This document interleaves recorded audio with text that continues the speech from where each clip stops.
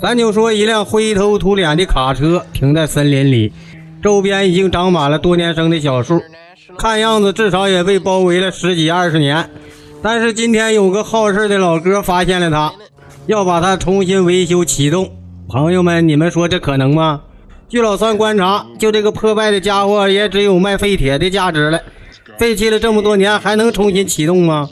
不过来说，这个倔强的机械师可不管这些，他要用自己所学的一技之长来满足自己的好奇的一个虚荣心，挑战一下自己，要看看自己的维修技术是否炉火纯青。你就说吧，你说这事儿气人不气人？要搁老三这时候待着挠墙根去，我也不干这事儿，他多累人呢。不过来说，这哥们说干就干，拿起了小油锯，周遭的小树木被他干倒一片。如果这个车要在咱们这儿，就他这个举动，那绝对是得不偿失。因为啥说呢？就这个乱砍乱伐，不得够他喝一壶的呀。如果这哥们要是超常发挥，那绝对能给他换一副好的银首饰。就这树木狼林的被他砍倒之后，此车已经完全的暴露无遗了。打开机盖子一看，这个发动机还算整洁，多少有那么点灰尘，也是随着年岁的增长而附着的。从分火头的高压线咱们可以判断，这是一个直列6缸的发动机。不过这个车后面搭载这是什么东西，老算多少有点目不识珠，毕竟咱没在林区待过。就这些玩意儿是拉载木材的还是启动设备呀？还请朋友们有知道的没事多多指教。咱都叭叭了老半天，到现在还没进入主题呢。片头咱不是说这哥们要启动这个车吗？现在一螺丝刀子还没拧呢，怎么个启动方式呢？咱们顺着视频再往下看。这哥们那家伙爬到机盖子上，一顿捅过这儿，鼓捣那儿，反正总而言之，他是想把这个电路啊、油路啊都给他捋顺了。这哥们把电瓶换了一块，马上的那家伙就接通马达，嘎噔嘎噔的一顿小钥匙门。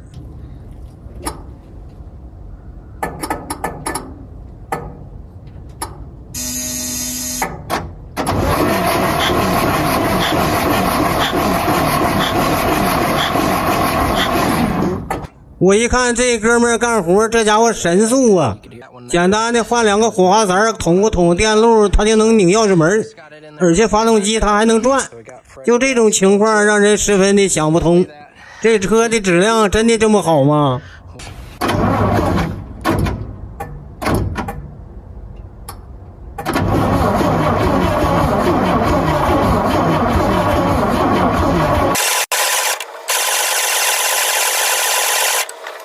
记着老三有一个破摩托车，2年没骑，偶尔有一天我先踹启动杆子，哐当踹2脚，启动杆子都让我踹秃噜了，他也没转轴。你说这玩意儿他咋差距这么大呢？咱就说国外做车的质量真好，谁知道咱们这玩意儿咋做的？当时我估计花椒面搁的有点多，没想到它能不能耐储存。所以说国产车这个调料包啥的还得好好设计设计，别动不动的不是这儿坏了那儿坏了，不是馊了就是凉了，再不就变质了。这哥们简单的启动了2次也没整着火，然后站在车边也开始叭叭。他的意思说啥呢？这个车的油路故障基本排除了，眼前来说吧，这个电路多少有点毛病，火花塞给他换个新的，然后把这高压包也给他换换，前期应该是没有高压火。咱都知道汽油机那必须得有高压电，没有火花，这个玩意儿发动机它就不容易着火。经过这哥们一顿排查，电路也应该没啥大问题了，万事俱备，那就是只欠东风。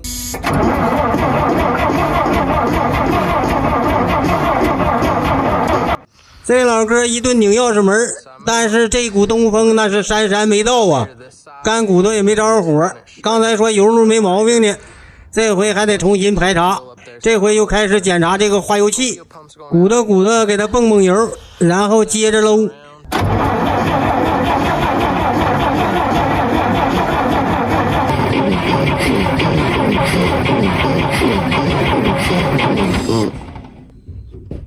这真是白活了一溜13招。这家伙说嘴打嘴，说油好了油没行，说电好了这回电也不行，高压跳火不正常，时断时续的。于是乎这哥们又开始通过这个分火帽还有这个点火白金简单的给他检查一下子，看看有没有故障所在。开过老车的朋友们都知道，没事那得蹭蹭白金，这是司机每天干的必修课，这哥们也不例外，那也得温故而知新呐，最起码的必要的功课得做呀。接下来为了防止油路不畅通，这哥们拿过来一个油瓶子，放到机盖子顶上，把这个油管进行短接，让它直接供油，这不就完事了吗？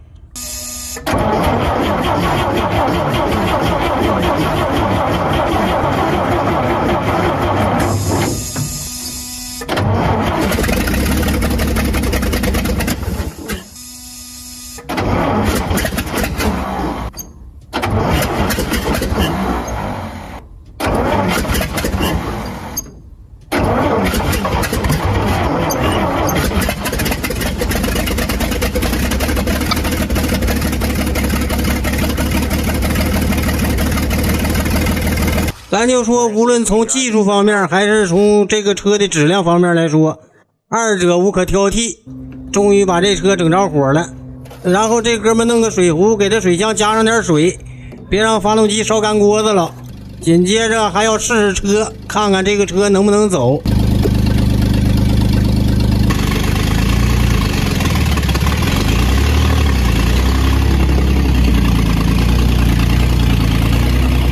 再次感谢这个小哥配合老酸一顿叭叭。好了，朋友们，记住了，我叫酸不溜，每天分享有趣的汽车故事。